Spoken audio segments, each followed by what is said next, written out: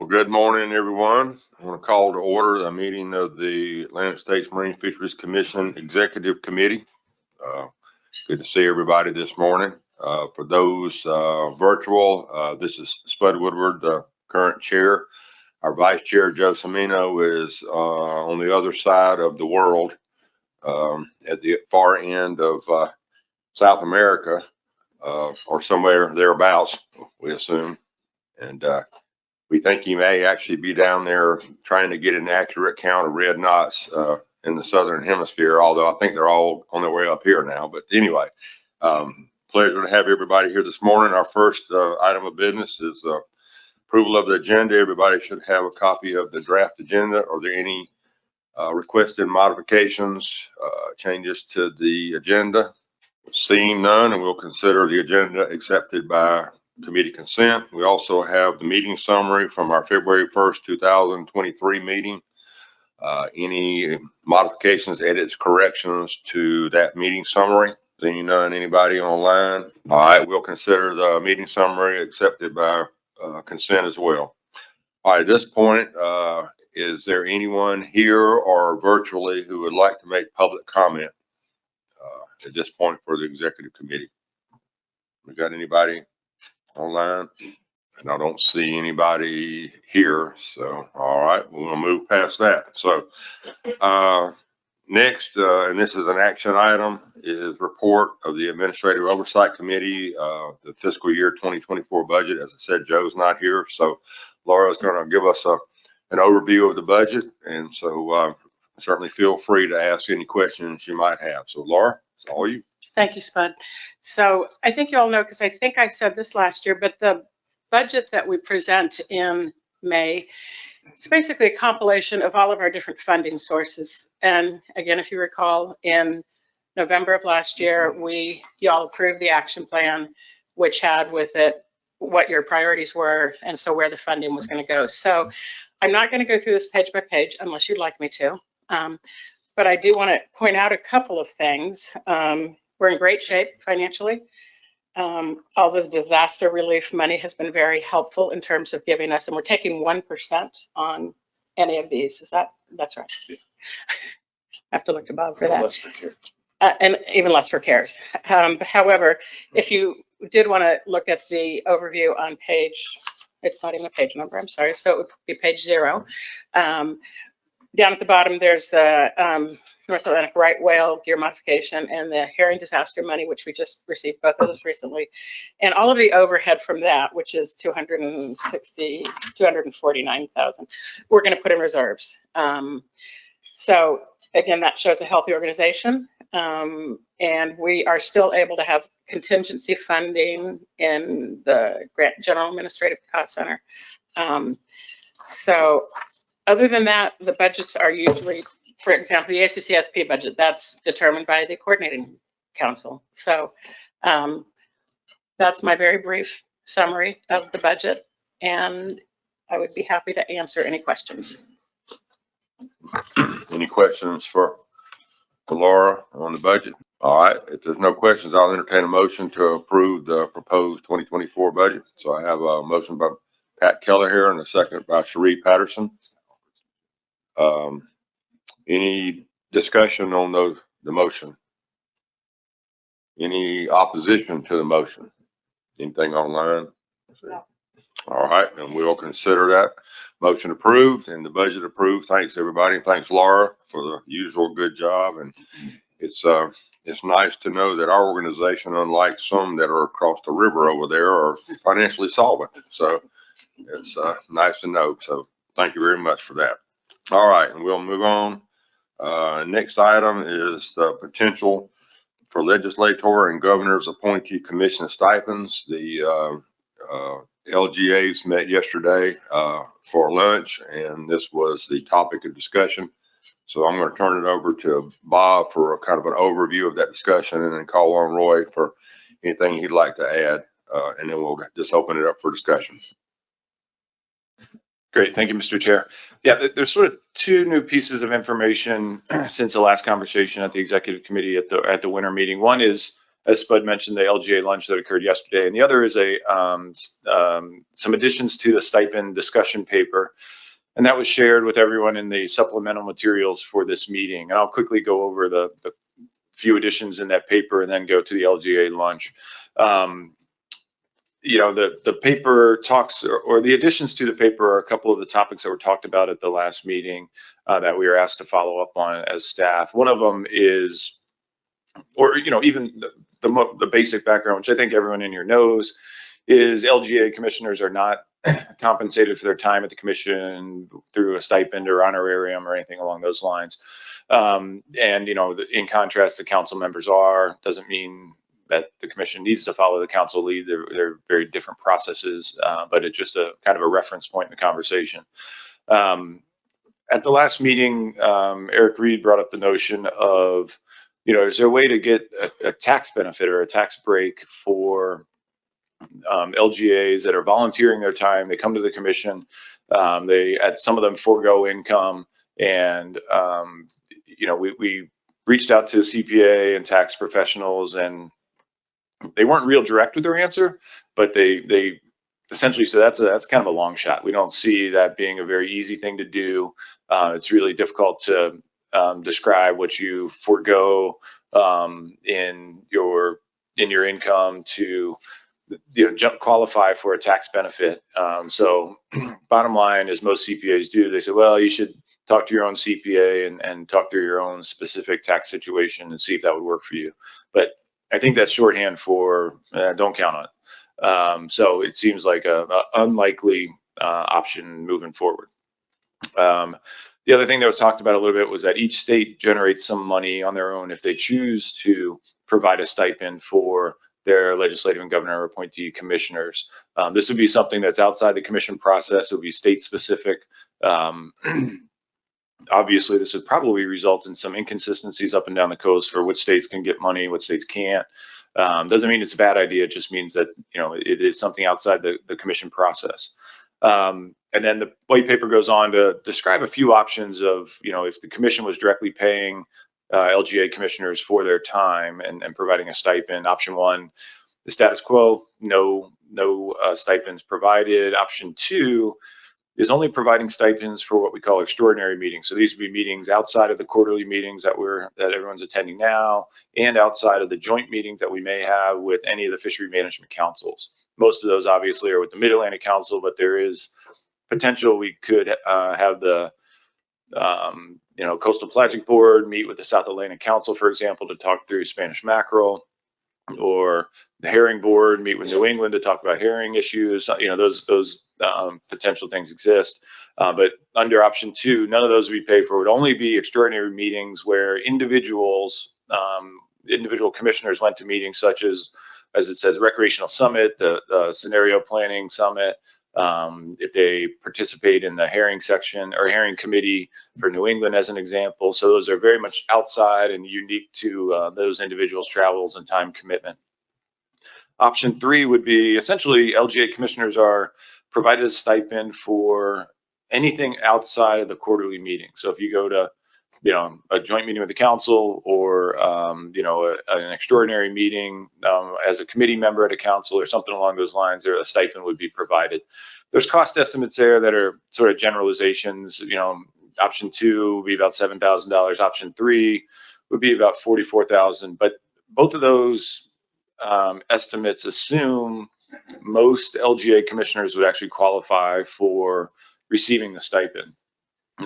When you get down into other considerations on this paper, the third bullet there is probably the most important, which is, what LGA commissioners are really eligible to receive the stipend. A lot of the legislative commissioners aren't allowed to accept honorariums or payments from other activities that they engage in outside their process, other than if they have a regular kind of what I call day job. There's also individuals that participate in our process that are they're here as part of their full-time job. So the example I gave yesterday, and David Sikorsky wasn't offended by it, so I'll use it again, was that David Sikorsky is paid by Maryland CCA. He's a full-time employee there, and coming here and participating in the commission process is kind of part of his job. So he's receiving a salary to be here already. So, those individuals, if somebody's, not eligible to receive it based on their restrictions back home, or if they're receiving a kind of a full-time salary to be here, there's a lot of conversation about those folks probably shouldn't qualify and wouldn't be eligible for this. But obviously there are individuals in our process that are, not employed or are actually foregoing income to come to our meetings. And I think, Steve Train is the example that we use a lot. He's not out fishing when he's at our meetings, obviously. So he foregoes some income from his fishing activities to come to our meetings and participate. So, there's a lot of other details in those bullets that we'd have to work through if this were to move forward.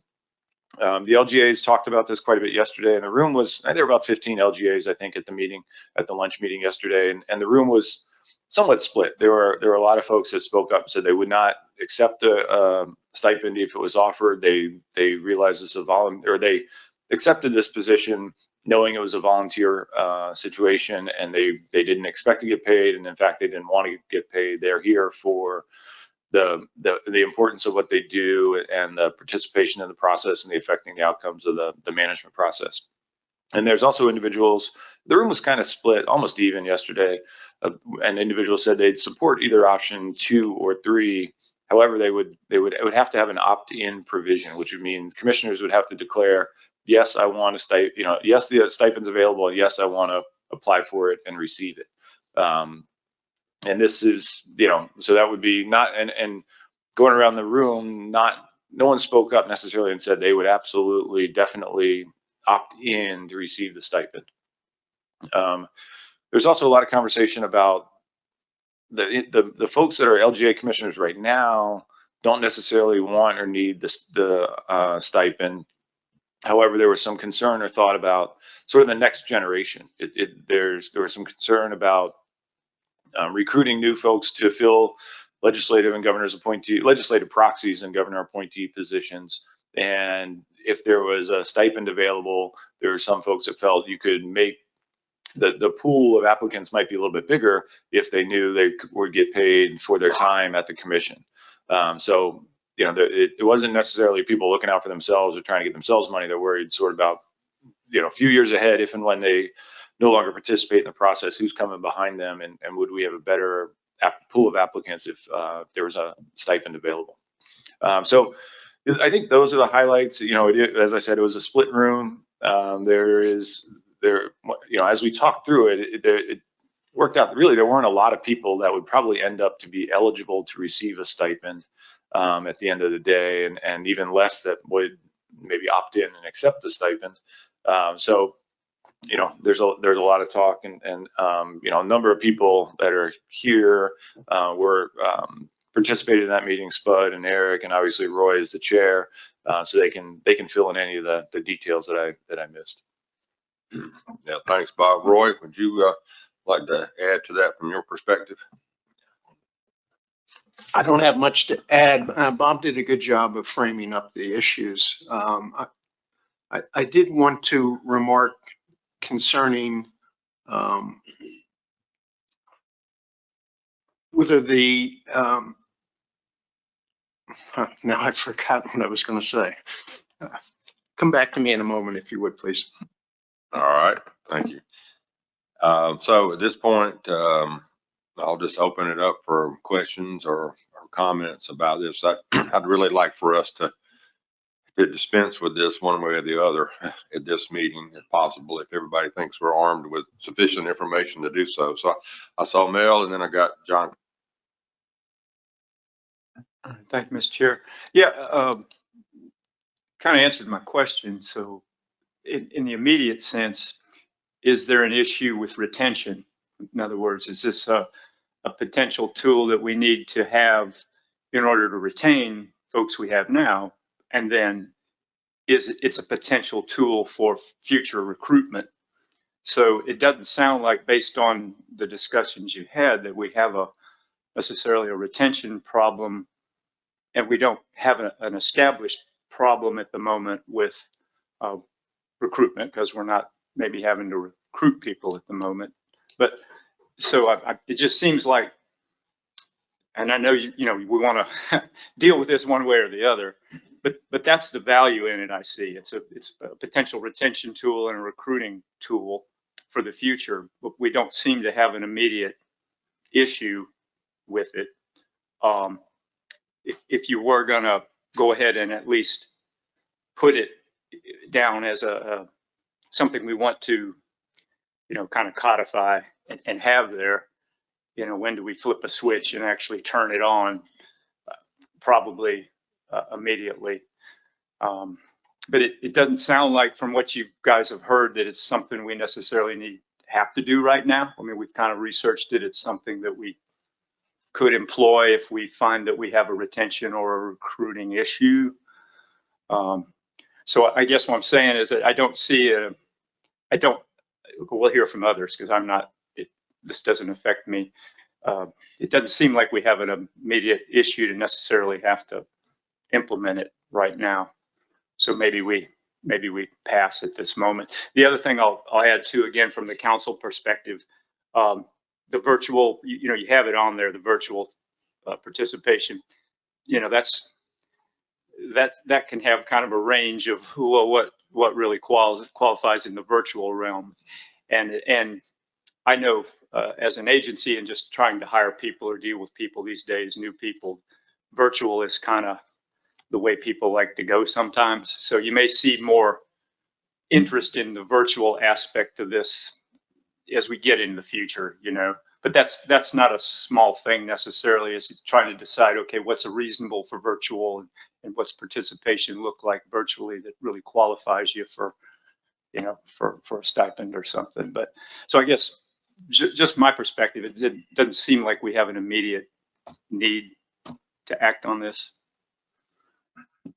Yeah, I think that's a fair characterization, and I'll certainly defer to those that are affected directly by being displaced from their work environment and that kind of thing. But I don't perceive that we've got a retention issue right now. I didn't hear anything yesterday that led me to believe that if we don't do this, then we've got governor's appointees or legislative proxies that are going to have to step down because of a hardship issue. The recruitment thing, I think, is a little more fuzzy in terms of what incentive does that really provide to recruiting people. I mean, we had, Tom Fody brought up New Jersey as an example of, they've had some challenges getting some recruitment there, but that was really the only state that we heard from. So I think that's a fair characterization that, we're not at risk of losing anybody if we don't implement a stipend policy. As far as what the future brings, I don't know that any of us know for sure what that is. And I think that's highly variable depending on which state environment you're operating within. So does that seem reasonable, Roy or Bob? Roy?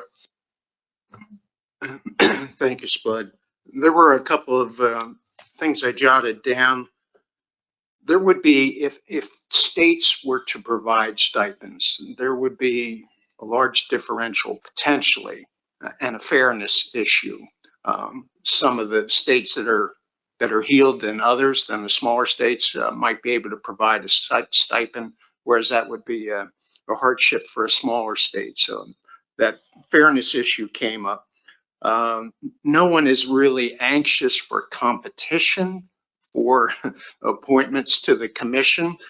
We all know that occasionally in the Mid-Atlantic Council and perhaps the other councils as well, there is a little bit of political competition, and politicians have been contacted, for endorsements and that kind of thing. And no one really wants to get into that at the commission level.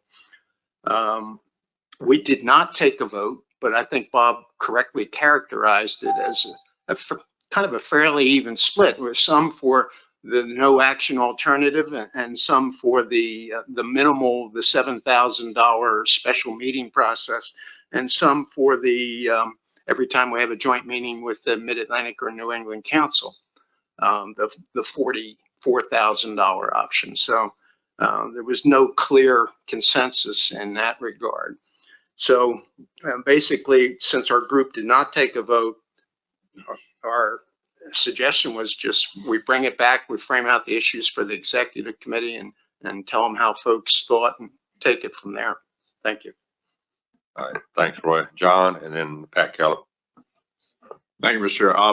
I just, for clarity, Bob, you said that legislative representatives can't be paid if they are the legislators, but the proxies could be. Yeah, that was one of the points of conversation yesterday. And I don't know all the policies within each state on what state's legislative representatives can and cannot accept honorariums or stipends for participation. I think that varies by state. I think, Sarah Peak mentioned yesterday, and David Waters, Senator Waters also mentioned they would not be eligible to receive it. I don't know about Representative Hepler from Maine, if they could receive it. But, one of the things was a conversation yesterday. Someone said if the commissioner cannot receive a stipend, their proxy shouldn't be able to receive a stipend either. And that just came up in conversation yesterday. I think that would be one of the points that would have to be ironed out if we move forward. If the commissioner cannot accept a stipend, the question is, which is unresolved, is should the proxy be able to or not be able to receive a stipend from the commission? And that's open-ended so far.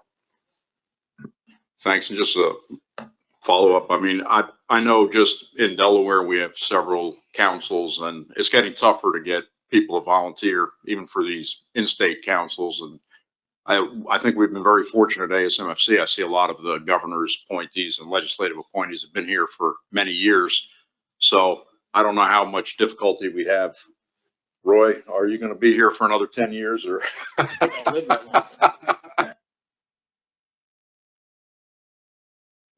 All right, I'm gonna call on Pat and then Eric Reed and then Sheree.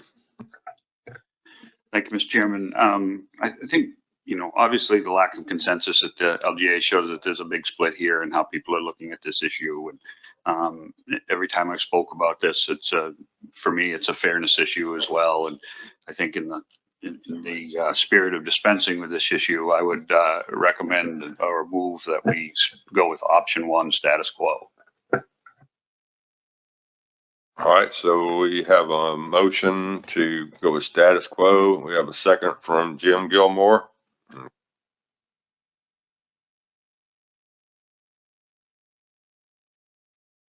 So I had Eric in the queue and Sheree in the queue. So and then Jim Gilmore, I guess, was that Roy? Did you have your hand up?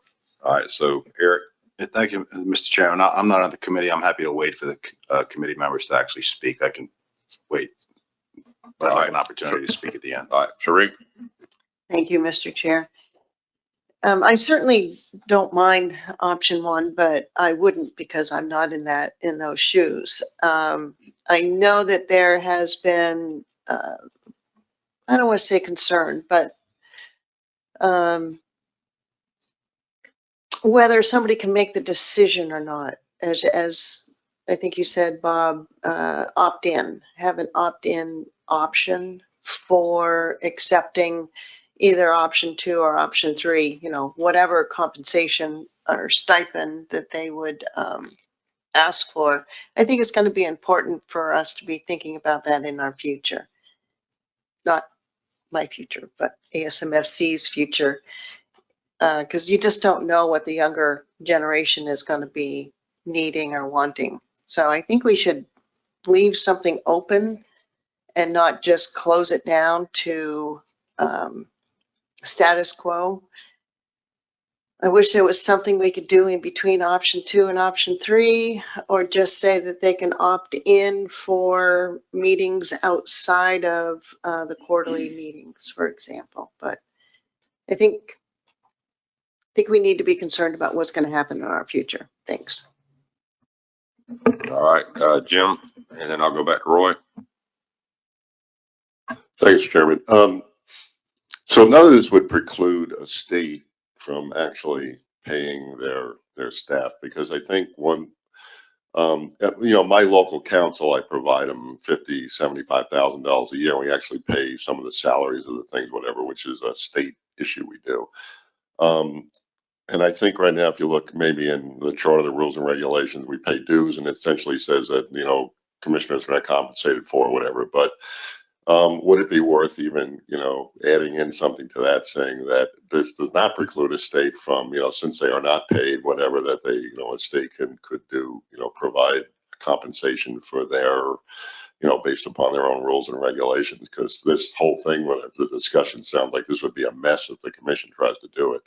It's just too many variables you'd have to do. But if each state did it, I understand, Roy, your point about, there is wealthy states, not wealthy states, but, all of us around the table make different salaries, whatever. And so if you left it to the individual states and maybe gave that as an option, that maybe that would be the best way to do it. Because I could see going back and just taking some money out of my budget and throwing it to cover, the governor's appointee or whatever. And I think that would be an easy way to do it. Thanks. All right, thanks, Jim. All right, Roy, and then I'm gonna go to Dennis on virtual.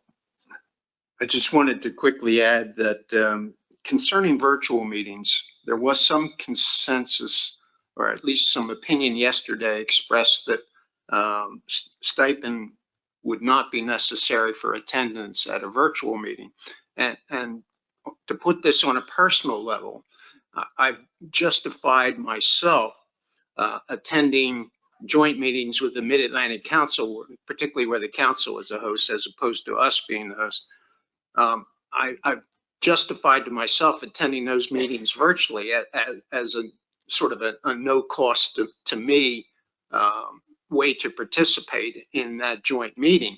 And that's made it acceptable. Before we had virtual meetings, before the pandemic, in other words, I thought, to my way of thinking, the burden of attending these 6 or 8 meetings a year had become somewhat oppressive.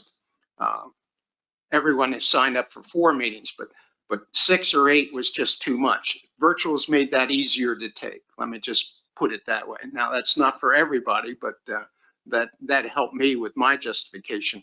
But also, like Cherie's idea of not locking out the options.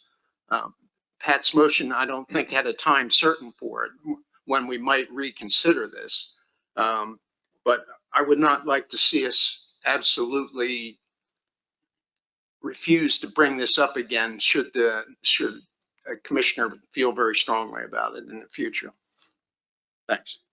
Well, yeah, it's my understanding that if we were to, go with status quo, that certainly doesn't, prevent us from further considering this scenario and potentially other variations of it in the future. It's not a one and done kind of thing. So, all right, Dennis, can you hear me, Dennis? I can. Can you hear me? I can hear you. So go ahead, sir. Thank you. Going back to the beginning of this, it was my words that started this whole thing. It was the interest of thinking about fairness and just some stray comments. Roy talked about attending virtually. I've been attending virtually all week, and there isn't a whole lot of difference of me sitting on my rear end in the room versus sitting here in my little office space and participating in the background. So that part of it creates another issue. My time is being spent whether I'm sitting here at home or whether I am in Washington. It was interesting hearing from outside folks out of the blue where they thought that people should receive stipends. They thought that would increase interest in becoming a member. Nothing against any of the members for sure, but if there were people that would be willing to spend their time doing our work and being compensated, it could be of help in the future, because I think times are changing. So all in all, it's still an issue worth considering. Jim Gilmore talked about compensation. If I recall correctly, the legislative proxy from New York, Brian Culhane, was actually on the staff of Senator Johnson, and he's a full-time employee. Sarah Peak has a staffer that's an employee. So again, those people don't need to be compensated. Sarah Peak obviously wouldn't want to be compensated. She's a legislator making $100,000 or so a year. And on the other side, you've got David Waters, who makes $100 a year. And you folks sitting around the table are all well compensated. At least you may not think so on some days, but whatever. But for people like Roy and I and some of the others that do it, it has become an issue of fairness, especially with the added workload. I mean, we're spending a lot of our time, and our time is valuable too. So I do thank Bob and everybody for giving this consideration, but I don't think we should throw it in the trash bin. Thanks. And I'm leaving the meeting now because I have an appointment at 9 o'clock. Bye-bye. All right, thanks, Dennis. All right, Eric, I'll go to you now. Thank you, Mr. Chairman. And recalling my Pandora's box I opened with the dogfish yesterday, I'm going to go back to the one I started with this tax deduction, which is turning out to be another Pandora's box. And I do appreciate the fact that you investigated that, Bob, and I know it's complicated, but perhaps there's a simpler way around it, where if you fill out a TA, at the bottom of the TA, there's a line that says, you know, I volunteer my time and expertise in forwarding the goals of the commission. And if I'm crafty enough or stupid enough to say, well, I'm volunteering my time, here's a statement that says I'm volunteering my time, I put it on my own taxes and the risk is on me. It's a simple statement. There's no liability to the commission, but maybe that's a way around. As far as the opt-in thing, I would be interested to know. I mean, I don't hear a consensus here either. I don't hear that at all. But as far as figuring out what the actual expense is, you can poll the people who might be eligible. I'm a proxy for a center, and I might not even be eligible. But you can actually define the true universe of what it would cost if you poll people and say, you know, are you eligible, would you opt in? And then you're going to know exactly, instead of guessing, what it is. But you know, to me, the notion that if you pay people, you will get more people. You might get more people, but the talent pool is what you want, not the people who are looking to get paid to come here. And the interesting thing, which was somewhat of a consensus, myself, Mr. Train, and Craig Pugh, who it costs us money to come here, but hopefully the outcomes help us in the long run. Craig was, you know, he said it was an honor to come here, and he's a volunteer. I think Steve Train is in that same camp, and I am absolutely in that camp. The senator asked me to do it, and I said I would do it because I thought it was valuable to the industry that needs a voice. So that consensus was really interesting to me. The three people that absolutely would cost money to come here were more than honored to come here and keep doing it. So just so the board is aware of that. The other thing that was mentioned was, forget about the stipend, but if you had an M&I that was, you know, livable, your meal ticket was something that actually covered all your meals, that would be a big help. And I think that there was a consensus around that at the meeting yesterday. It's you know, put a little bit more money there and then everybody's going to be happy. So, you know, all that being said, you know, I appreciate the conversation, but I don't get paid to come here, and I hope you get your money's worth, because I'm going to keep coming. So, Well, I don't know whether that makes me feel good or bad, Eric, but no, we're happy to have you. Glad to have you. Glad to have everybody. So we have a motion, which would be status quo. That motion does not prevent us from considering this issue in the future. It probably is worth the effort and time maybe to do, as Eric has suggested, is to really find out, you know, within the existing body of LGAs, what does this really mean? I mean, we may find out that we have nobody that would actually opt into it, and I think that would be an informative data point for us going forward. This issue of increasing the meals and incidentals. So maybe Bob and Laura, y'all could speak a little bit to that procedurally. How would that be done? I'll give it a shot and then Laura can correct me. I think, we right now reimburse at the federal rate for the town that we're in, and it's variable, up and down the East Coast.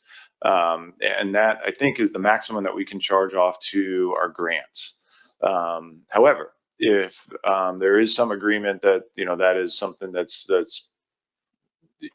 ultimately cost money to folks that attend our meetings, we could charge I'm making up numbers. If you want to increase it by 30% above the federal standard, we could take that 30% and take that out of the G&A fund. So that's the fund that comes from state dues and overhead and those sorts of things. And we could pay the differential between charge off the base amount to federal grants as we always have, and then the differential we could charge off to the G&A account. So there's a way to do it.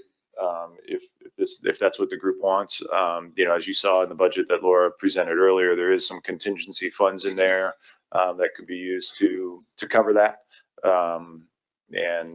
It's I guess the discussion point would be what is the right rate, and is it a percent higher than the federal standard? Is it just one fixed rate up and down the whole East Coast? What is it? And I think those are all viable options. And is it 10% or 90%?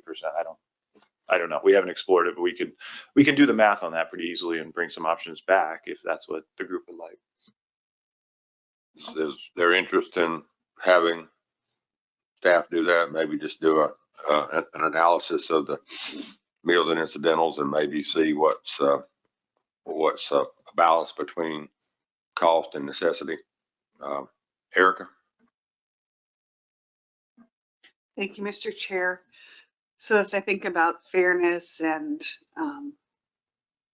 compensation, and I'm fairly quiet on the subject, being a poorly paid state employee who is glad to travel here. I wonder if this analysis could explore a difference in compensation for those who participate virtually versus those who attend. I understand the cost of meals that's associated with travel would be a fair compensation for those who are going to meetings, but if someone opts to attend virtually, I would have a hard time justifying compensating their meals when they're remaining at home. Yeah, I don't think that's even within the bounds of what we do now. I don't think, if you're at home, there's no travel expense compensation, So, so if there's no opposition to that and it's reasonable, we can have that done, and we'll talk about it at a future meeting. But back to the motion at hand that we need to dispense with. So we have a motion which would be to maintain status quo, which is no stipend for legislative and governor's appointees, recognizing that there is a need maybe to refine our understanding of what the demand might actually be. And so I'll call the question. All those in favor of the motion signify by raising your hand. Okay, so we got 1, 2, 3, 4, 5, 6, 7, 8, 9, 10, 11, 12, 13, 14. Looks like 14. All right. Anybody opposed to the motion? All right, we got 1. All right, any abstentions? Can't have no votes. There's only one of you. So, all right. What? Just note for the record that it carried. Oh, yeah. Yeah, motion. Yeah, do you have a question, Lynn, or is that? I just wanted to, thank you, Mr. Chair, make a clarification for the record to make it perfectly clear that, as you said, this does not preclude further discussion on this in the future, and that there is some further analysis pending. Yes, so we had 14 yeas, one nay, and yes, there'll be some further analysis, and we can have that to maybe establish a little better context for this. Don't necessarily need to have a date certain, but it'll be during the Semino administration. So, which is coming. So, all right. Thank y'all very much. I know this is difficult. It's always difficult to deal with issues of money. So Roy, Just one parting thought. I think had we taken a vote yesterday, the vote perhaps would have been different than 14-1. So in other words, the people who are impacted are probably not voting today. Just wanted to point that out. Thank you. no, fair point. All right. Thank you. All right. We'll move on to our next agenda item, and I'm going to call on Tony to review potential changes to the conservation equivalency policy and technical guidance document.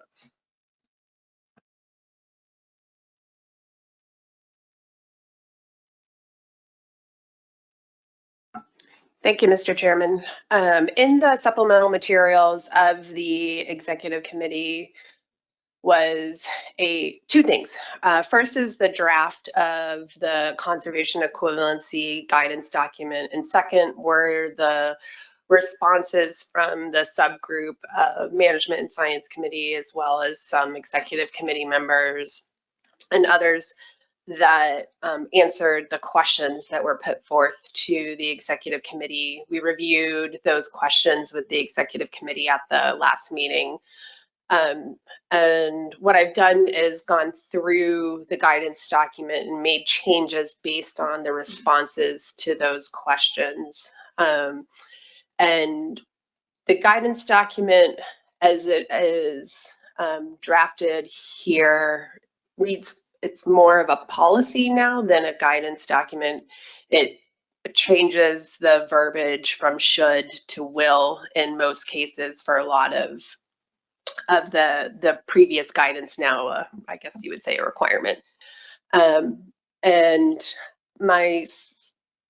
some of the changes that are listed are pretty prescriptive, I would say. And just give you this. Sorry, I can't see my screen very well.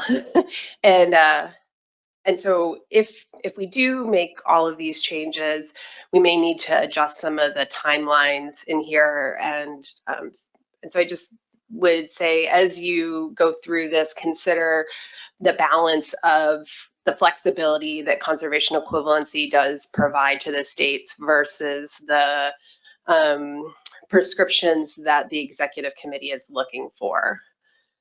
So the first part that I just want to point out, I think we've talked about this before, but when the commission first started doing conservation equivalency, I think some of the FMPs actually had those alternatives to the coast-wide measure actually listed in the FMP itself. I think that happened early on, perhaps with summer flounder, striped bass, but we don't really practice that much anymore because of the additional time that it takes to create those alternative options. You would be going back and forth once the board figured out what the coast-wide measure was. If you had multiple options for that coast-wide measure, then you would have to have multiple conservation equivalency options to meet each of the coast-wide measures that's in the document. So it creates a lot of different options that the PDT would have to review and craft and draft. And it might mean a lot of back and forth with the board. So we typically don't do that anymore because of the timing. So I would recommend we take out the section that describes it in the FMP, since that's not a practice we do anymore. But if it is a practice that you want us to do, then we can leave it in. I'm just gonna scroll down through here. And so then one of the questions was that the board or the working group consider stock status. So I developed 3 options for stock status if it is the interest of the executive committee, either that conservation equivalency is not permitted when the stock is overfished, if overfishing is occurring, or if the stock is overfished and overfishing is occurring. I know if we have direction today of where to go, we can do that. If that's a decision that you want each of the management boards to make, or if it's just a blanket across the board for all species decision. As you know, striped bass has chosen to not allow conservation equivalency if the stock is overfished, striped bass board, that is. So then we did add a section in here for measures that cannot be quantified. It states that these types of measures are not permitted under CE if their sole purpose is for credit. And the group had said that these measures are great to have in programs, but if you can't define a quantitative credit for it, they should not be allowed to be a substitute for a measure that is meeting a specific goal. There is a section here about combining coastwide and conservation equivalency measures. It suggests that if there's a coastwide target, then it cannot be achieved through a combination of some states picking that coastwide target and some states trying to use conservation equivalency at that same level. If the state chooses conservation equivalency, then it has to determine how much of a reduction that state would have achieved using the coastwide measures. Maybe it is less than the coastwide option, maybe it's more. And then that's what the conservation equivalency would need to meet.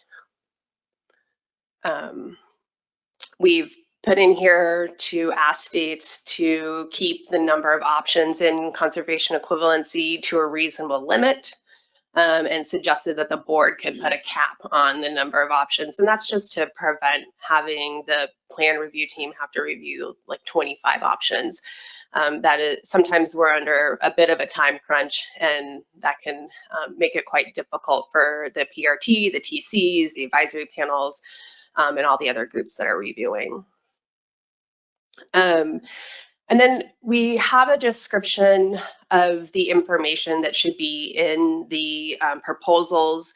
This list of description makes it a little bit more restrictive and specifies more things that have to be in the proposals, but it still has some things that are suggested. And that's because there's varying information that is being used for CE, and sometimes it's just not possible to be super prescriptive, in particular when limiting the types of data or data aggregations and pooling. We've made some suggestions for things for the TC to do, but it's not specified.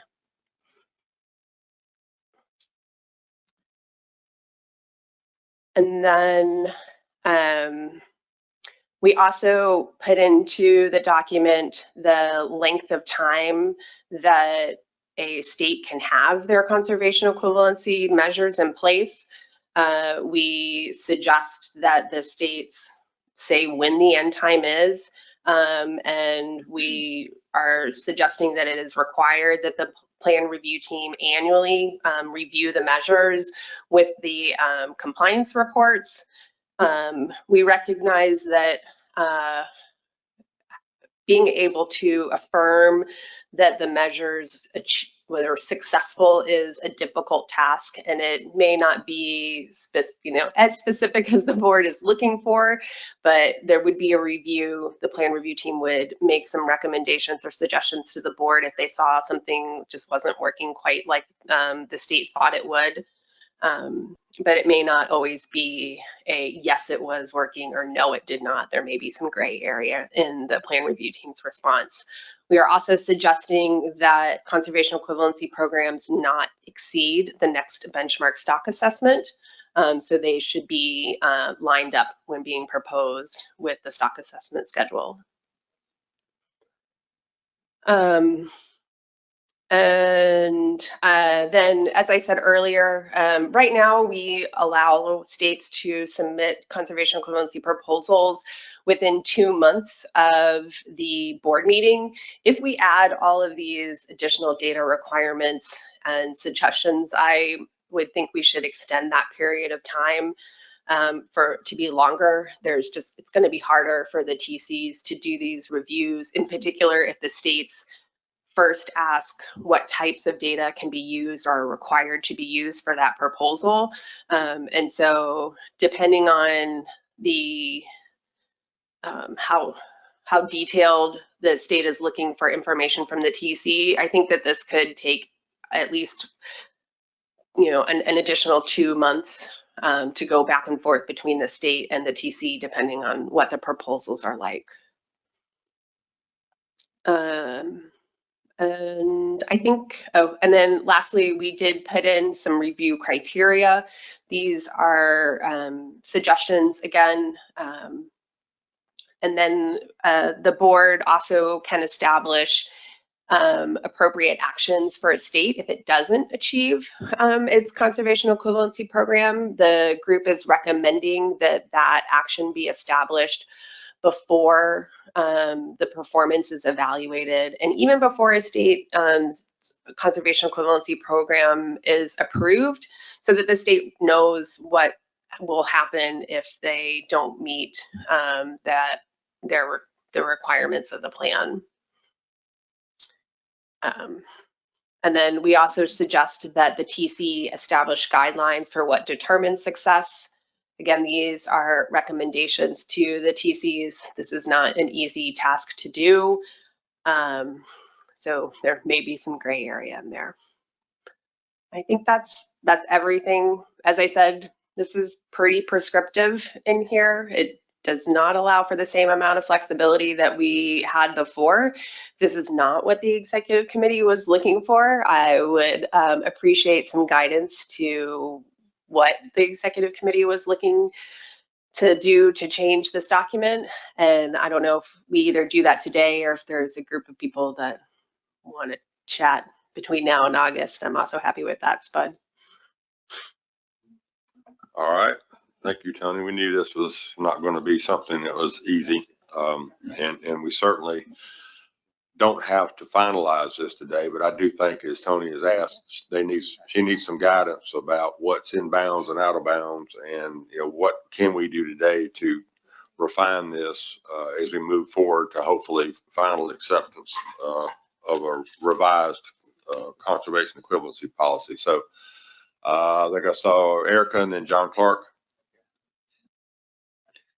Thank you, Mr. Chair. I appreciate all the work that went into this, and I understand a lot of the thought behind it.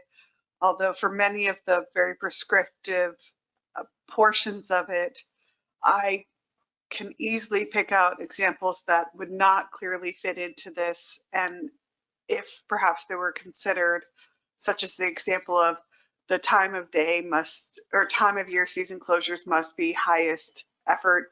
If you look at the MRP data for many of the species in Florida, there's no consistent high effort across any year period. So how would I determine whether that was a high effort period or not?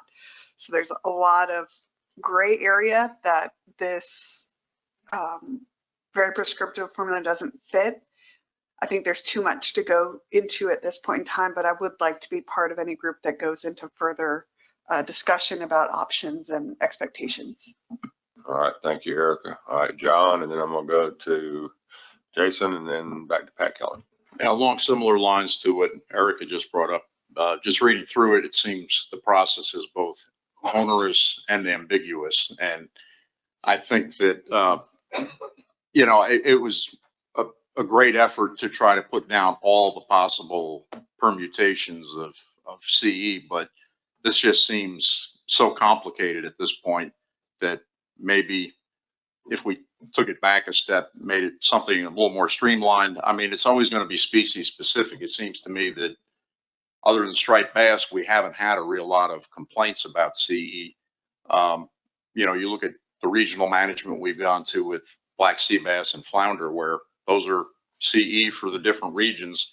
Seems that we're getting along pretty well with that. But anyhow, it's a great effort, but it just seems that as you start thinking of all the different possibilities out there, it necessarily becomes a very complicated document to try to cover all the species. Thanks. Thanks, John. All right. Jason and then Pat. Thank you, Mr. Chair. Maybe diving a little too directly and deeply here, which, never mind. So, stock status, that stock status part, Tony, you had, there was kind of, I think a list of 3 options. I like the idea of, kind of leaving it, that provides a little bit of flexibility. I think the idea there is you could have all 3 of these things in there, and then the board would kind of pick which one or ones they wanted. But I just wonder about, unassessed stocks that don't have a overfishing kind of thing. So we probably need additional options in there for those sorts of things. And then the other one that caught my eye was this notion of mixing conservation equivalency and coastwide. And so like the example, and this is something that I have brought up personally numerous times. So I was just trying to think, I'm just flagging that for now. I'm not saying anything particularly direct, but the example that's in there, I was thinking kind of the way it characterizes it. So, the coastwide is 10, but your state's 15. But what if your state was 5?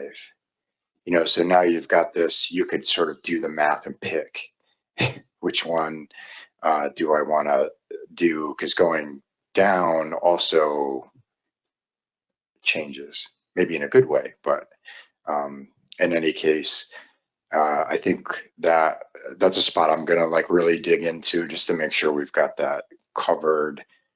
It's the choose your own adventure piece of that is what, for me, it almost feels like it has to be one or the other. You can't mix them.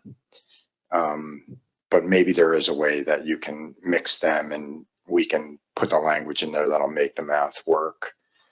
And then just one final comment. I agree with you on the very last thing there, the metrics for success or whatever that section was. And I think that gets to like what Erica was talking about. It's tricky to kind of do that if there's like a recreational component. So in any case, good effort. I think there's a lot of work there. And maybe, I don't disagree with folks.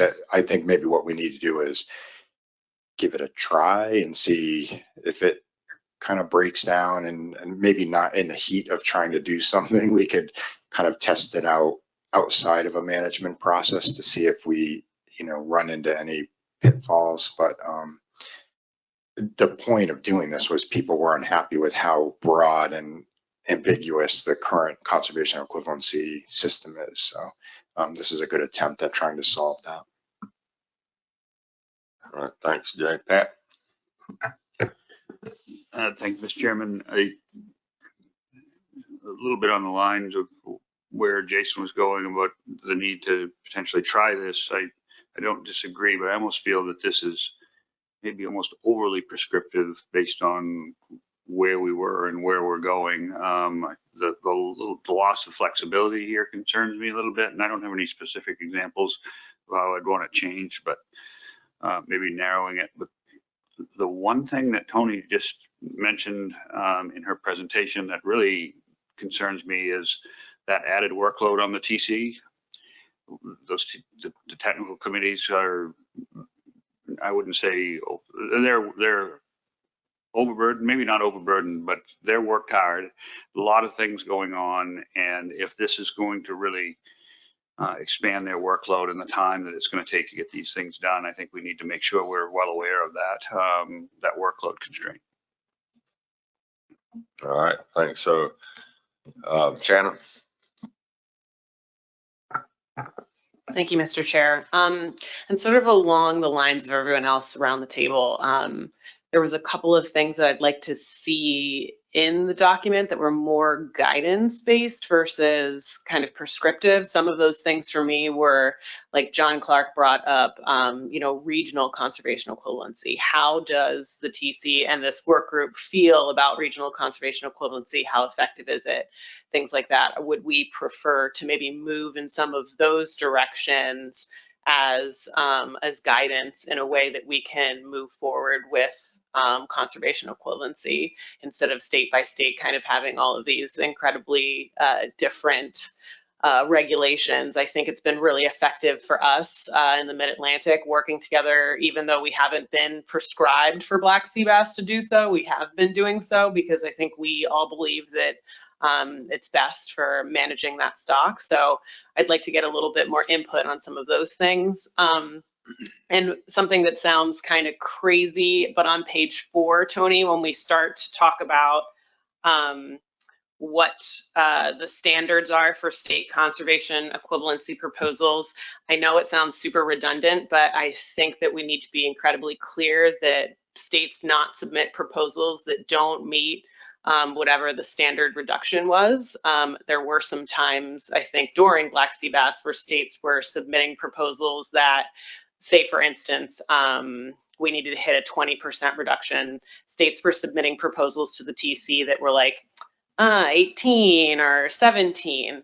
I don't, in line with what Pat Kelleher was just saying, let's not waste our PDT and TC's time with things that aren't going to meet the very basic standard that we've set forth as a board. So if that needs to be spelled out, let's do so. Shanna, can I ask a question real quick? Sorry, Spud. What do you mean by, so are you suggesting that this document say you can only do regional conservation equivalency? Because I don't think that it makes a difference in how you set up your proposal if it's state by state or regional. I don't think you have to list that. So if you're looking for regional, I can just prescribe it here, but I'm not really sure what you need for regions. So I'm not saying prescribe anything, but I guess my question to the TC and to this work group is, in general, do we believe that things like a regional conservation equivalency is more effective, more enforceable, etc.? So those are some of the guidance points maybe that I was looking for. Not that we're forcing anyone to do anything, but like a guiding kind of question of, is this something that we should potentially strive for? Because that's kind of how black sea bass is spelled out, right? It's asking us to, it's not telling us to. Well, aside, summer flounders and black sea bass are not under this policy because they are prescribed in the FMP, so it is different. And I can't even remember anymore. I actually think black sea bass might be prescribed as specific regions now, but I could be wrong. Yeah, I think that's one of the challenges here is we've got so many variations on this theme across the whole coast that when you look at one overarching policy, how do you establish reasonable sideboards but not make things so binding that you don't have the flexibility you need to address the specifics? And I think maybe one of the things that we can do is that the question that came up about, do you want this overarching policy to define whether or not conservation equivalency is permissible in overfishing status? I mean, maybe we could answer that question today, maybe help narrow that down. Or is it something that's best left, just don't have that prescribed in an overall policy and have that left to the individual management boards? So is there some thoughts on that?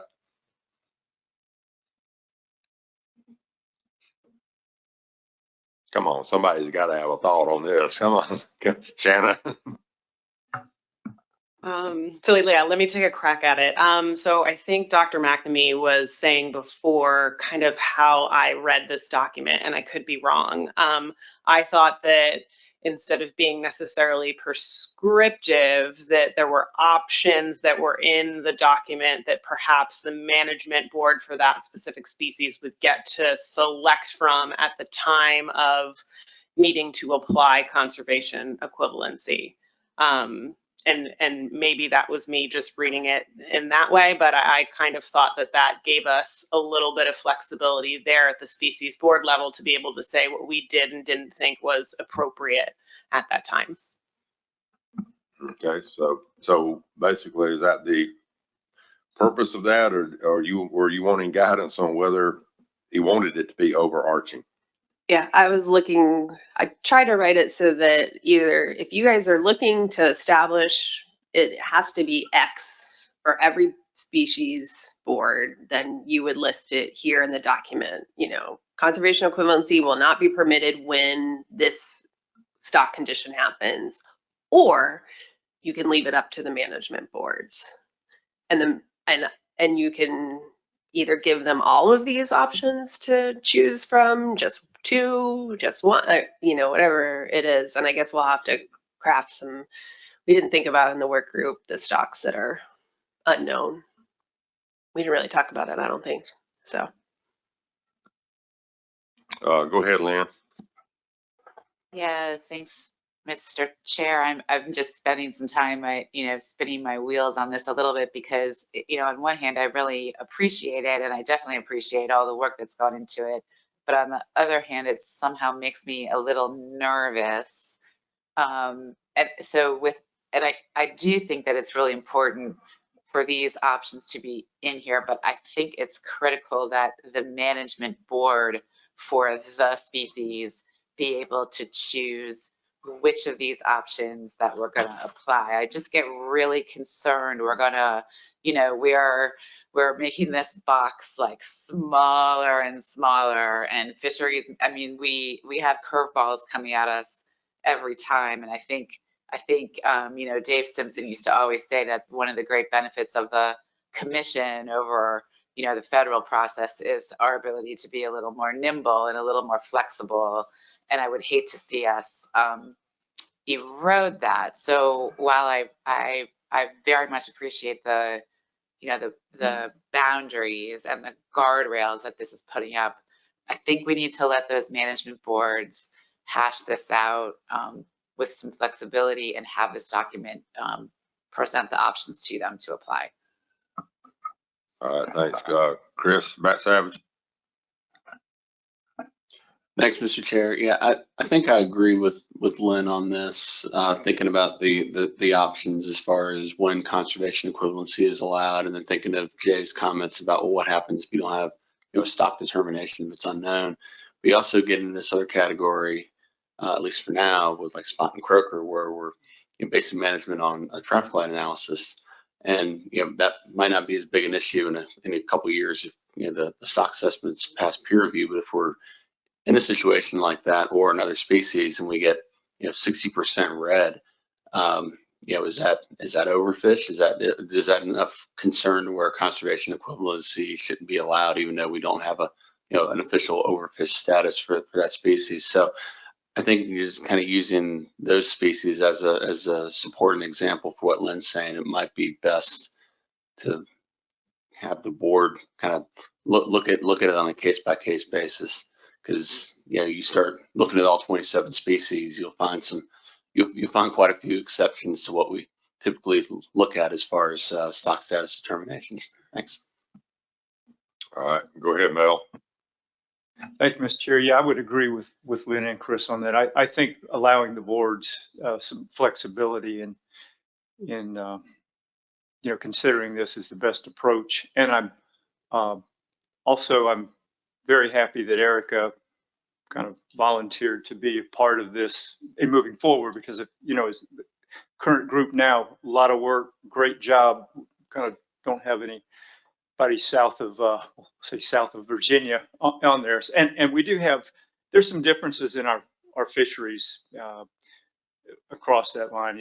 Down in our region, we may have a little bit more of a recreational component, whereas maybe to the north it's more heavy commercial. So just the flexibility for the boards would allow folks to kind of look at the specifics of that fishery and how it plays out across the entire spectrum of our management. So I think that would be a good idea. And I remember Doug was part of I guess, the initiating force for maybe getting some of this started. And Doug's not here, and I can't volunteer Doug to be part of this, I guess. But I think we definitely like having Erica on there. I don't think you can put somebody on, add somebody to a group if they're not here, but that'll serve him right for leaving the country, perhaps. But I do think the maintaining the flexibility for the boards to deal with that's a good idea. All right, so okay, Justin and then Roy. Thank you, Mr. Chair. So I think, this is kind of a deceptively difficult exercise because we want to, on the one hand, establish some standards that we can use across the board for the commission that ensure sort of, consistency of process and integrity of process and predictability, while at the same time recognizing every species is different, every board is different, and every situation that's going to come up over time is going to be different. We're worried about taking away too much flexibility to deal with that stuff. This kind of reminds me of like our IT department in our agency that's always trying to come up with one size fits all solutions for everybody. And everybody goes, but what about this? And I need this software and I need that. And, so I think there's some things in here that make a lot of sense to apply broadly, like the things about like data standards. The data that you're going to use in a CE proposal has to be something quantifiable, has to meet some minimum standards. I think there's things in here that are board option that in my view don't make sense at all for any board, like holding states responsible for the performance of a CE proposal based on recreational data, which is highly unpredictable. I've always had a problem with that, sort of the idea that if you set up a set of measures and they don't turn out the way that you projected they would, that somehow that's the state's fault and they game the system, because that's just MRIP data. So I think I'm not sure where to go with this. I think there's no way we're going to figure it all out in this meeting. It's definitely going to take more work. I feel like it needs a more focused meeting, like thinking about just this document. And I guess it might be helpful to set that meeting up to clarify as sort of, what are the things in here that people would feel comfortable applying across the board to any board as standard guidance. Like this is the way it's going to be going forward for every board, no board flexibility. What are the things in here that have to be up to individual boards and specified that way? And is there stuff in here that just doesn't make sense and should come out? I don't know. I just feel like there's a lot here, and I really appreciate this work because, I'm thinking back to like the addendum 6 process with striped bass. I think a lot of us walked away from that feeling like CE is just too loosey-goosey. Like there's just too much flexibility here. It led to way too many proposals and was overwhelming for the TC to deal with. So I think like we have to make some changes, but this is going to be complex to work through and difficult. But a lot of good work was done here, and I don't want our initial reaction being like, ooh, this seems really rigid and it's going to take away a bunch of flexibility. Let's kind of just put this in a drawer and put it away and go back to the way we were doing things. So that's a long-winded way of saying I'm not sure what to do with this, but we should keep working on it. Yeah, I certainly appreciate that because I think that's kind of where we're at. So Roy, go ahead. Thank you, Justin, for your comments. I'm kind of in the same boat as you. One thing that concerns me is this requirement for an annual review by the states to describe and evaluate their CE programs. That seems like a bit of an onerous burden if nothing has changed with regard to a stock. In other words, if the stock status has not changed, if the state compliance has not changed, or the regional compliance has not changed, why would a state have to submit an annual conservation equivalency evaluation? So in my view, that should only kick in when there's been a change in stock status, a new amendment, a state exceeded its allowance, or region exceeded its allowance, that kind of thing, rather than annually you will can justify once again your conservation equivalency program. Thank you. Thanks, Roy. All right, Jay, and then I'll go to you, Sheree.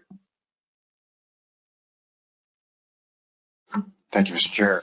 So I liked Justin's idea, and it connected back to something that was in my head as well, of doing like a workshop and actually like picking to Mel's and Erica's comments, picking some, couple of example species, not necessarily ones that need management, but we could mock up like some sort of management need and then run through it during that meeting and kind of see where the hiccups are. I think that would be kind of a good productive way to really hone this thing in. I bet a lot of the stuff can stay. I'm thinking some of it will need to drop or get softened or what have you, but I like the idea of this is a heady topic. Let's have a meeting, focus on it, and at least for me, running through things like actually like trying to implement helps. Maybe that helps other people too. All right, thanks, Jay. And Sheree, and then Thank we'll you, wrap this up. Thank you, Mr. Chair. I agree with Justin. I think that some things in here should be prescriptive and some things just need to have more of a guidance aspect to it for management boards or the TC to kind of determine how best to move forward with a CE based on the particular species. So I would certainly like to see some of this wording buffered down a little bit, some of the wording stay, but I would be willing to be on this work group if you're going to go that route.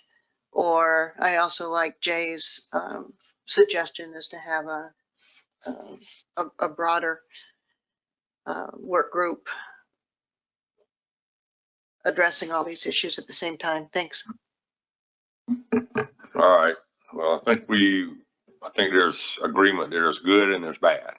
And what we've got to do is identify the good and identify the bad and figure out how to separate the chaff from the grain here.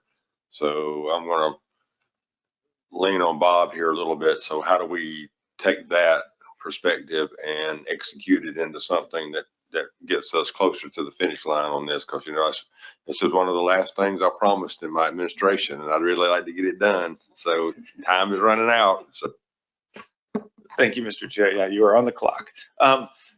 This is kind of reminiscent of our allocation conversations that we've had in the past. We love to have a process that is really easy and prescriptive and something that we can just plug a species into and make it work. But, allocation for menhaden is not the same as sea bass and not the same as dogfish and, on down the line. And we've struggled to come up with a policy for that as well. So, but relative to this, this is a great conversation. I think, Tony and I learned a whole lot here, and I would suggest that maybe Tony and I go back and work on it and sort of focus on the notion of, where we can soften this.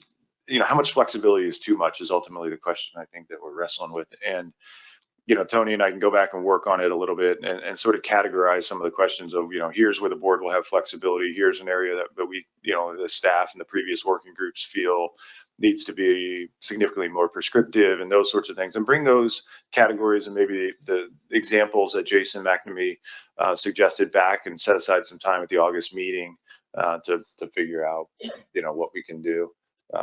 Tony's giving me a face like August maybe soon, but at a subsequent meeting we can bring it back. And there is a lot going on between over the summer period with striped bass emergency hearings and those sorts of things. But so I would think we've tried a working group and it's been very effective. But I think maybe bringing it, sort of working on this document, refining a little bit, and then bringing it back and setting aside some time to really kind of stepwise go through it with the group would be an appropriate next step in my mind. Maybe, as Tony and I are refining this, we can reach out to folks around the table and ask questions and maybe sort of bounce ideas off them. But I don't know if maybe another working group at this point may not be necessary. I guess I would just add, the timing is fine, Bob. It's more, I'm still a little unclear where we want to see the prescription and where you want to see your flexibility. And so maybe if I could just see a show of hands of folks that I could maybe bounce some ideas off of besides Erica and Cherie and the volunteered Doug. So Shanna, Mel, and Jeff. Thanks, everybody. Oh, thanks. Sorry about that, John. Well, maybe in the interest of dealing with one topic, it sounded like there was general agreement that the decision whether conservation equivalency could be used based on stock status should be made by the management board. Is there general agreement on that? And that's one we can deal with. And that part of it needs to be changed to basically say you don't need all three options identified. It's just that decision needs to be made based on the management board's stock status. Okay. All right. Well, at least that's one of them we can do. So, all right. Is everybody generally okay with that approach? Okay. And it's not kicking the can down the road. It's picking it up and carrying it a little farther down the road. So subtle difference, but a difference nonetheless. All right. Thank y'all. Good discussion. All right. Now I want to call on Alexander to give us a legislative committee update. Good morning, everyone. I believe I've met most of you one-on-one. For those of you who I have not met yet, I'm Alexander Law. I'm the new-ish legislative program coordinator. I've been here about 6 months, so I'm going to provide a brief update on the legislative committee. There's a couple bills that I wanted to talk about that have seen recent action. The first one being HR 872, the Federally Integrated Species Health Act, or the FISH Act. It's going to get a little confusing because in the Senate, they just introduced another FISH Act that deals with illegal, unregulated, and unreported fishing. So I'm talking about the House FISH Act. There was a field hearing on April 11th to talk about this bill. It was at the World Ag Expo in California. It was mostly attended by Republican lawmakers and agriculture industry folks. This is a bill that would consolidate the management and regulation of the Endangered Species Act with respect to diagamous species within the federal, within the Fish and Wildlife Service. We are concerned that this bill may impact the effective and continuous management of these species. We aren't exactly sure how Fish and Wildlife Service would coordinate with other entities, particularly NOAA, around the management of these species, and if the NOAA staff with relevant experience would transfer over to Fish and Wildlife Service, and it may impact other fisheries.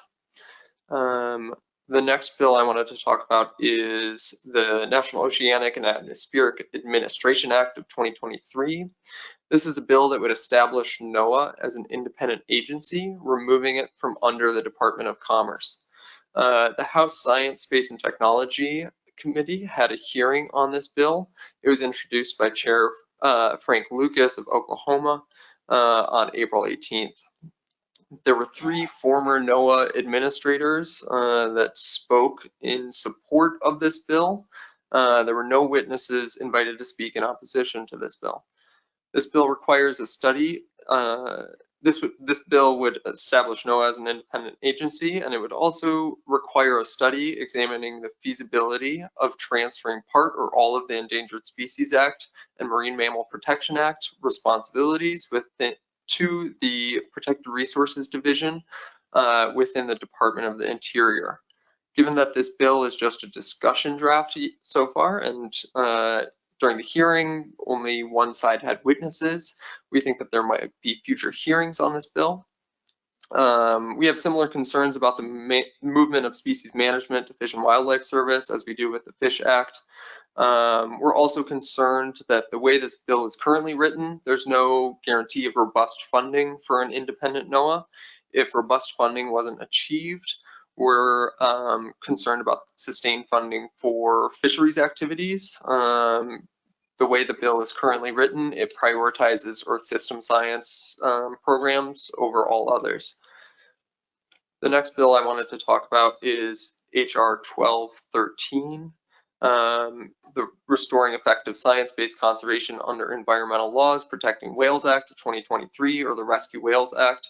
It was introduced by Representative Grijalva. This bill would repeal Title I of Division JJ of the Consolidated Appropriations Act of 2023, which is the portion of the omnibus that granted the 6-year pause to the Northeast region's American lobster and Jonah crab fisheries. This bill had a hearing on it, among others, on April 18th. There were 4 witnesses there, 2 for and 2 against. We're currently aware of this bill and we'll continue to monitor and update you guys as needed. The last bill I wanted to mention is the Recovering America's Wildlife Act. It was reintroduced in the 118th Congress by Senators Heinrich and Tillis. And as you guys have heard from me in the past about, it would provide much needed funding for states to act on their state wildlife action plans. So we encourage you to continue to speak about this bill, meeting with representatives, and yes. All right, thanks, Alexander. Any questions for Alexander or comments? I've got John Clark and then Jim Gilmore. Yeah, thank you, Alexander. I was just curious why this push to put all of VSA into the Fish and Wildlife Service. It's hard to speculate why they would necessarily want to do it. With the Fish Act, they think it would lead to expedited funding for agricultural irrigation programs, which is why I think it was held at the World Ag Expo. It's because it would lead to a more efficient permitting process. All right, Jim. Thanks, Jerry. What was the number for that bill? The one where they were taking NOAA out of under commerce? They didn't have a number for that bill yet because it's just a discussion draft. All right, Bill Hyatt. Thank you, Mr. Chair. Yeah, I just want to acknowledge on behalf of the whole legislative committee the great job that Alex has been doing in the short time that he's been with the commission. He's done a great job of informing us of what's going on, providing guidance. Also want to add one bill to what Alex mentioned. The RISE Act or RISI Act, however it's pronounced, was also reintroduced in this Congress. And I think similar to the Recovering America's Wildlife Act, it's something that the Commission has endorsed previously in the last Congress. It's a bill that has the potential of bringing significant fiscal resources to the states, and it's also worthwhile mentioning in any visits with Hill staff or legislators themselves. Thank you, Bill. Lynn and then Roy. Thank you, Mr. Chair, and thank you very much for this is so helpful. I'm curious about RAWA, and we've been on the RAWA roller coaster now for a little while. And as I recall, in the last Congress, one of the issues was how it would be funded. So I'm just curious about your, what your thoughts are on what are the odds?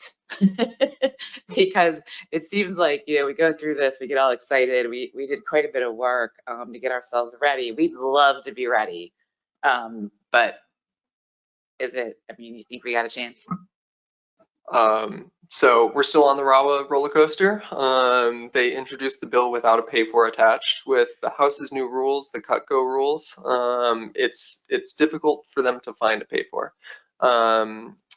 So there's no way for me to give odds, but we're hopeful, and I think that the Senate side is expecting the pay for to come out of the House.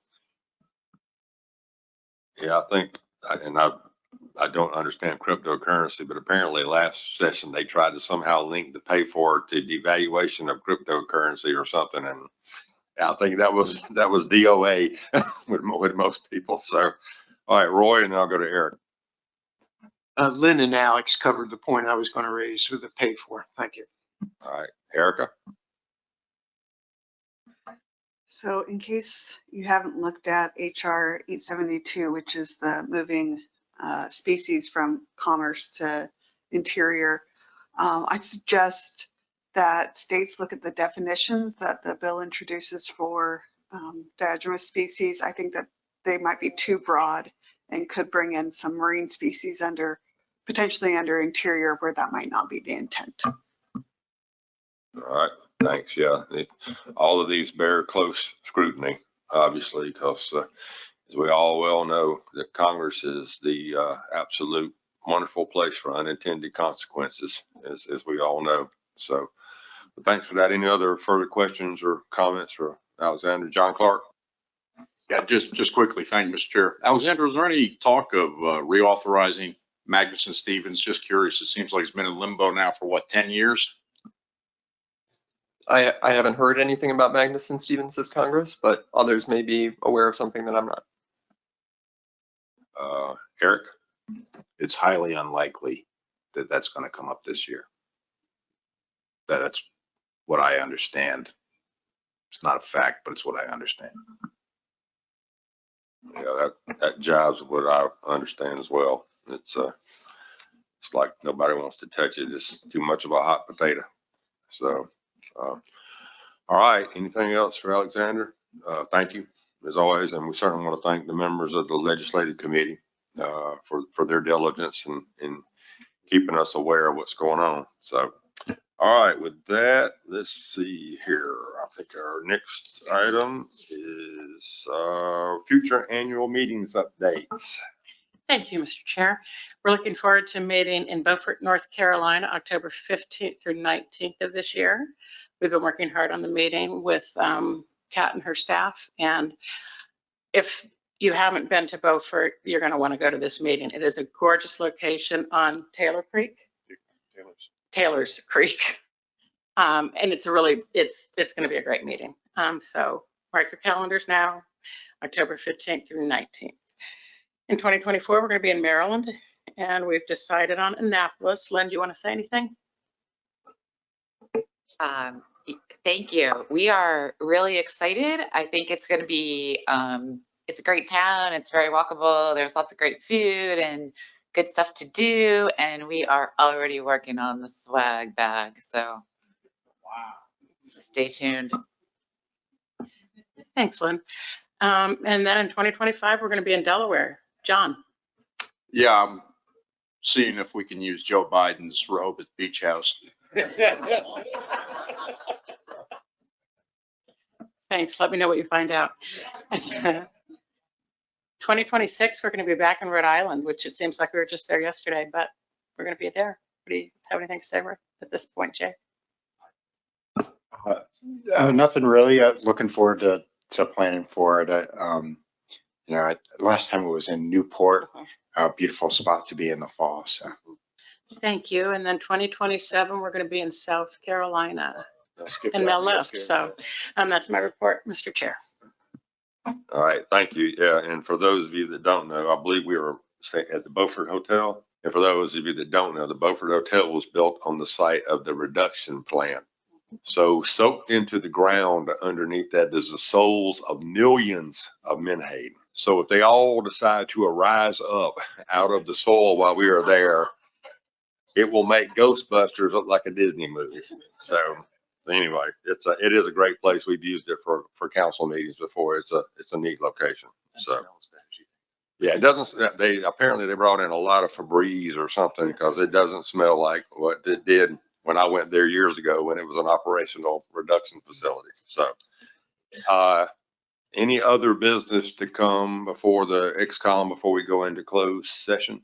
All right, don't see any. So at this point, we're going to go into closed session. So I'm going to ask anyone who's not a commissioner, commissioner proxy, or on XCOM to step out. And we're going to shut down the virtual connection. And there is a alternate virtual connection for any folks virtually who can't participate in the closed session. So, and we're going to discuss the executive director's performance